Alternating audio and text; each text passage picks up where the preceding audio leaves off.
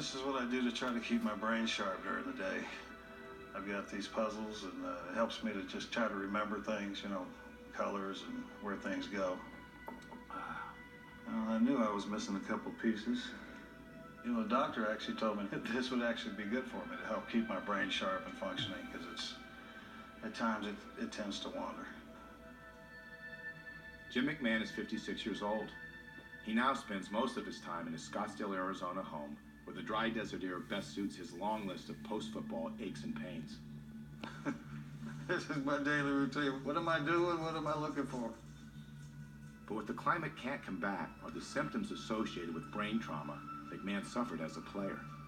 Bad headaches, pressure on my skull. I couldn't see very well. I couldn't talk very well. All I wanted to do was lay down, because my head was just constantly pounding.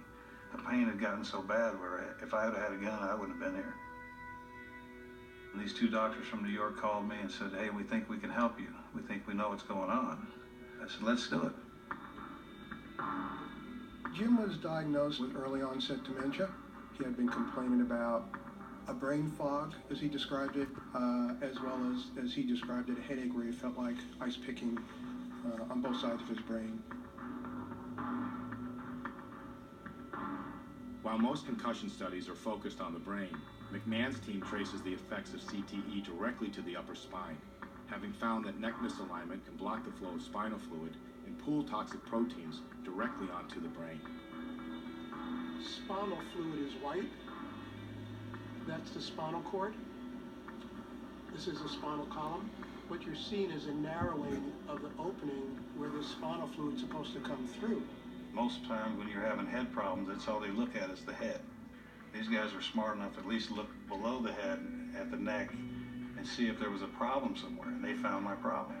They're not going to be able to reverse the damage. Like I said, that stuff was sitting in there for 20 years. So how much it ate away at my brain, I don't know.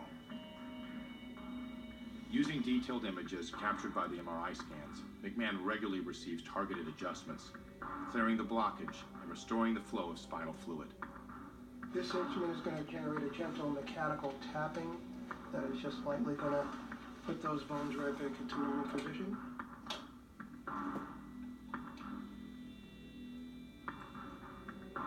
Okay, I'm going to sit back up.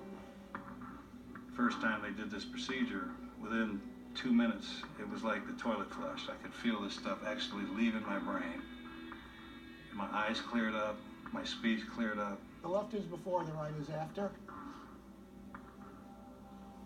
So you see how much there is there? See how there's less in here? Instead of all this white stuff being there, you're seeing more brain tissue than fluid. So it's already started to brain. Over the next several days, it'll improve more. What damage it's done, it's done. I can't reverse that. But what these guys do for me, they keep me from having these bad pains, having these suicidal thoughts, having me function fairly normally while I can.